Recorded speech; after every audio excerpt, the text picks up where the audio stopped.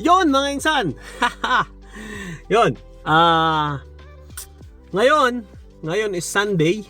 Ano ba ngayon? September 21. Pagdiriwang ng anniversary ng martial law nung panahon ni Marcos, ano. Anyway, hindi man yun ang topic ko. Ang topic natin ngayon is paano maiwasan ng scam ng mga illegal recruiter. Meron ako isang paraan para maiwasan ng ma-scam ng mga illegal recruiter. Isa itong para pagberipika ng agency. Pag may nag-alok sa inyo ng trabaho, ang una nyong tatanong is, ano ba ang pangalan ng agency? Yun lang. At pangalawa, ito ay beberipakahin ninyo, verification. English na nga natin, verification. I-verify natin ito sa website ng dmw.gov.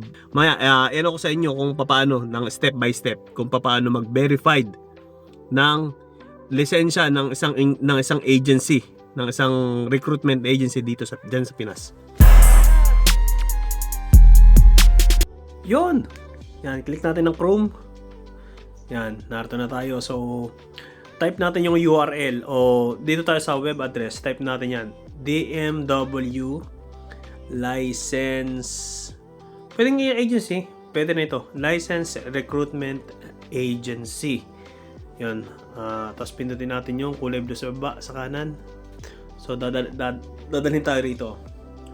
So, yan. Yan yung unang page. Yan, pindutin natin DMW. So, yan. Medyo bagal lang signal, ano? Yan. Ito yung makikita nyo sa menu. Sa pag pinindot nyo yun. Tapos, sa parting ibaba, yan. May makikita kayong License Recruitment Agencies. So, yan. September 20, 11 p.m. Yun. Dito sa search bar, i-type lang natin yung agency. So, example ko na lang, yung agency na nagpaalis sa akin, ano?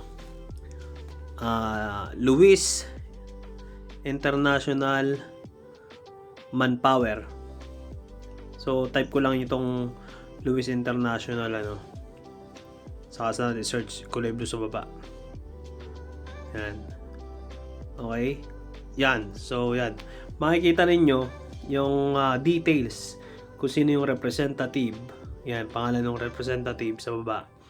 Yung address niya, yung contact number, yung email address. Sa parting kanan, may nakalagay dito na valid license.